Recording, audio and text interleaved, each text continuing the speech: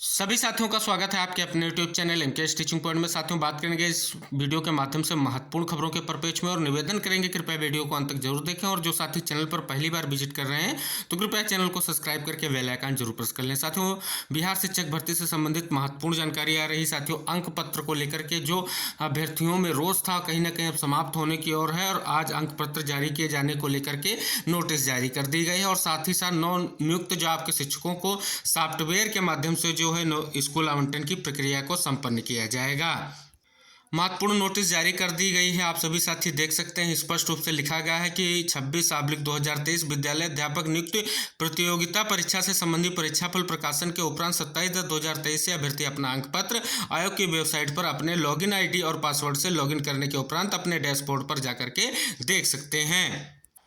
सभी साथियों के लिए महत्वपूर्ण जानकारी आ रही कि बिहार लोक सेवा आयोग से चयनित शिक्षकों को स्कूल का आवंटन सॉफ्टवेयर के माध्यम से किया जाएगा। इसकी तैयारी शिक्षा विभाग ने शुरू कर दी। सॉफ्टवेयर में स्कूल व रिक्त पद, चयनित शिक्षकों के नाम आदि अपलोड किए जा रहे हैं। इसके बाद सॉफ्टवेयर स्वयं को शिक्षकों के स्कूल आवंटित कर देगा। इसमें कई पदाधिकारी की कोई भूमिका नहीं होगी। सभी शिक्षकों को पहले ही जिला आवंटित कर दिया गया है। उसी जिले के अलग अलग स्कूलों के शिक्षकों का योगदान देना है। इसी क्रम में उन्हें स्कूल आवंटित किए जा रहे हैं। राज्य में बिहार लोक सेवा आयोग की अनुशंसा पर होने वाले 1,20,324 अध्यापकों की पोस्टिंग सॉफ्टवेयर से करने की शिक्षा विभाग की तैयारी। हालांकि अध्यापक पद के लिए चयनित नियोजित शिक्षक तत्काल अपने ही विद्यालय में काम पर करेंगे। तो ये जानकारी आपको आ रही है। साथ ही साथ आपको इंगित करा दिया गया है कि अंक पत्र आज जो है प्राप्त होने जा रहे हैं। साथियों, बात करें 6800 आरक्षण मामले और उत्तर कुंजी को लेकर के, तो साथियों जैसा कि सभी को पता है 6800 आरक्षण मामला जो बहुत ही महत्वपूर्ण मामला है, जो आपकी चयन सूची है उसका निस्तारण कैसे होगा इसके लिए लगातार प्रयास किया जा रहा है।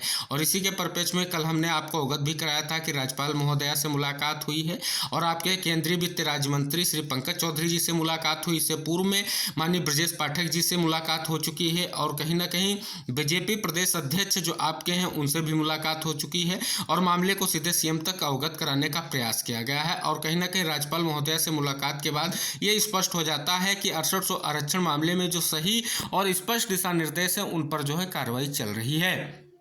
और साथियों, जिस प्रकार से राज्यपाल तक ये बात पहुंची है, यही आशा की जाएगी जल्द से जल्द इस 6800 चयन सूची का निस्तारण एक उचित जो है हल किया जाए विभाग की तरफ से। लेकिन साथियों, बात करें उत्तर कुंजी प्रकरण को लेकर के, जो विशेष जानकारी यही है कि 30 तारीख तक विभाग को स्पष्ट कर देना है कि उत्तर कुंजी अभ्यर्थियों को नियुक्ति किस प्रकार प्रदान करनी है, क्योंकि लगभग जो है फाइनल सुनवाई को लेकर के कहा जाए तो ये सुनवाई होने जा रही है। और उत्तर कुंजी प्रकरण में सबसे बड़ा सवाल यही है कि आरक्षण जो यहाँ पर कोर्ट याची उनमें से कितने अभ्यर्थियों का चयन किया जाएगा। प्रत्यावेदन की बात करें तो लगभग 2249 अभ्यर्थियों का प्रत्यावेदन लिया गया है। अब उनमें से कितने अभ्यर्थियों को चयन मिलेगा, सबसे बड़ा ये मामला है। इसको लेकर के बेसिक शिक्षा परिषद को सारी चीजें स्पष्ट करनी है। कटाव का मुद्दा हल करना है, इसके लिए विभाग तैयारी कर रहा है।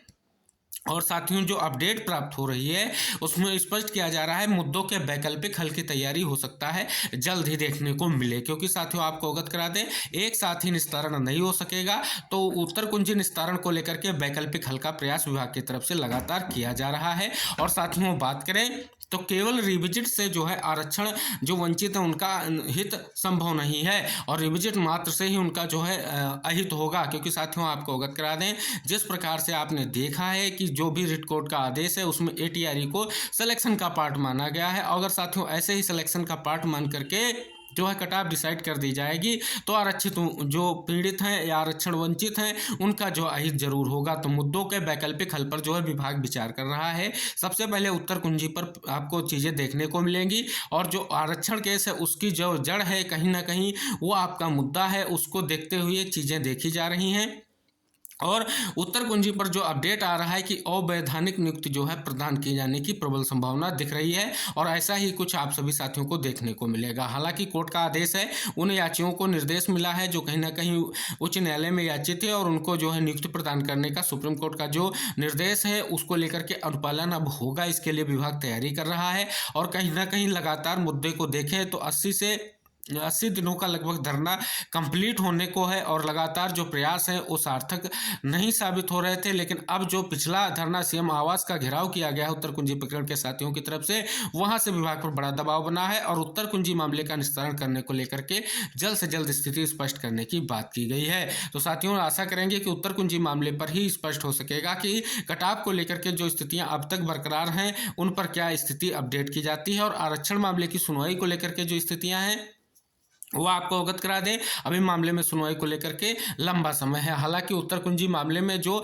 आदेश लगाने की स्थिति है वो यही है कि कहीं ना कहीं अब सरकार को स्पष्ट करना पड़ेगा, विभाग को स्पष्ट करना पड़ेगा कि अगली कार्रवाई किस हिसाब से की जानी चाहिए। और रिविजिट की बात रह गई तो रिविजिट को लेकर के जो भी धरना प्रदर्शन की स्थिति बन रही है, कहीं ना कहीं उसमें आपको मांग करनी चाहिए कि उचित पैरवी के माध्यम से आरक्षण केस का निस्तारण कराया जाए, केवल रिविजिट मात्र की स्थितियां ना उत्पन्न की जाएं, जिससे कहीं ना कहीं विभाग की स्थितियां बदलेंगी और विभाग आपके लिए कोई भी ऐसा वैकल्पिक हल सोचेगा नहीं जिसकी जो है प्रयास चल रहे हैं। तो निवेदन रहेगा, जरूर रिविजिट से लेकर के स्थितियों को स्पष्ट करें। और साथियों, आपको एक और अवगत करा दें कि डीजी बेसिक 3 नवंबर की बड़ी बैठक, निर्देश जारी।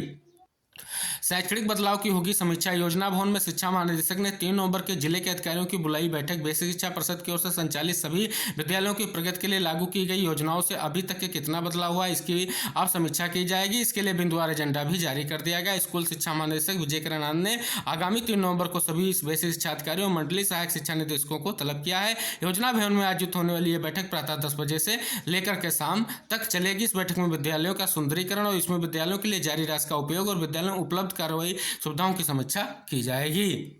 अगली महत्वपूर्ण अपडेट आ रही है कि आप फैमिली आईडी कार्ड से मिलेगा सरकारी योजनाओं का लाभ। सरकारी योजनाओं का लाभ पारदर्शी तरीके से लाभार्थियों को उपलब्ध कराने के लिए राज्य सरकार डिजिटल तकनीक पर जोर दे रही है। इसी कड़ी में सरकार ने अपनी महत्वाकांक्षी फैमिली आईडी एक परिवार एक पहचान को डिजी लॉकर से जोड़ने की पहल की। फैमिली आईडी का उद्देश्य मात्र पात्र लाभार्थियों को पहचान कर उन्हें सरकारी योजनाओं का लाभ मुहैया कराना और फर्जी लाभार्थियों को हटाना है। मुख्य सचिव दुर्गा शंकर मिश्र के समक्ष डिजी लॉकर पर फैमिली आईडी कार्ड को लाइव किए जाने की जानकारी दी गई है। तो साथियों, ये थी कुछ महत्वपूर्ण जानकारी आपकी 69 शिक्षक भर्ती से जुड़ी हुई थी, बिहार शिक्षक भर्ती से जुड़ी हुई थी। निवेदन करेंगे वीडियो को जरूर शेयर कीजिएगा और उन साथियों तक जरूर पहुंचाइएगा जो कहीं ना कहीं इस वीडियो से जुड़ रहे हैं। और नए साथी अगर आप चैनल पर पहली बार आए हैं तो कृपया चैनल को सब्सक्राइब करके बेल आइकन जरूर प्रेस कर लें।